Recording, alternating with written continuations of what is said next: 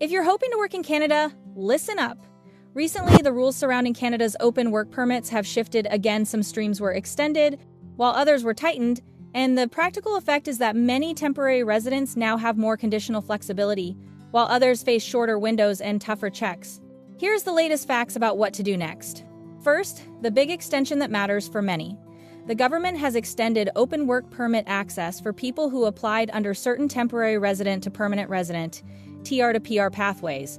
Eligible applicants waiting on PR decisions can now apply for an open work permit through this program until the 31st of December 2026, which reduces the need to renew short-term permits every year and gives people legal work status while their PR files move through the queue.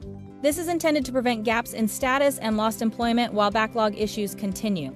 But this calming news sits alongside other changes that tighten access in specific areas. Early in 2025, IRCC changed who qualifies for open work permits as family members of foreign workers. Those rules came into effect on January 21, 2025, and they restrict eligibility in ways that affect some spouses and dependents who previously could work freely without employer sponsorship. In short, some family members retain OWP access, others don't. The exact test depends on the principal worker stream and whether the employer job meets the revised conditions. Always check the updated IRCC guidance before assuming eligibility. The policy picture is mixed on employer flexibility. Canada still issues open work permits that let holders work for almost any employer, no LMIA needed, but the government has moved to tighten employer-specific oversight and compliance for employer-specific permits.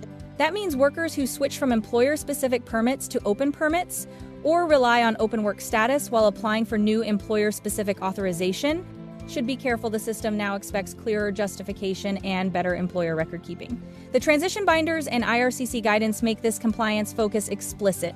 Reality check. Processing times and backlogs are still a major risk. Multiple reports show application delays have lengthened and some applicants have lost work status while waiting for decisions. For example, average LMIA and related processing delays increased sharply through 2024-2025, creating cases where temporary workers or bridging applicants found themselves without an eligible permit while applications lingered.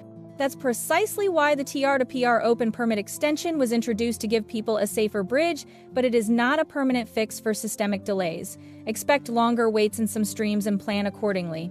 What this means practically. If you're an international student, spouse, partner, temporary worker, or TR to PR applicant, your strategy must be deliberate. If you're in a TR to PR stream, take advantage of the extended OWP window. Apply before the 31st of December 2026 deadline if you're eligible. Keep careful records of your status and stay on top of any renewal guidance from IRCC. If you're a spouse or dependent, confirm which category your partner's job falls under and whether the revised rules still give you an open work permit right now. If you're an employer, tighten onboarding documentation and plan for slower LMIA or permit timelines. Finally, practical tips to reduce risk. First, always save timestamps and copies of submissions and correspondence with IRCC. Second, when possible, line up employer-specific offers that meet the new compliance tests so you have sponsored fallback options. Third, don't rely on last-minute border or in-person fixes. Policy is less forgiving now. And fourth, consult official IRCC pages or a regulated immigration advisor for decisions that affect your legal status.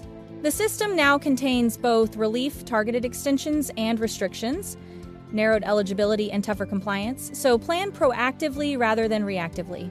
Don't forget to subscribe to this channel for more immigration updates.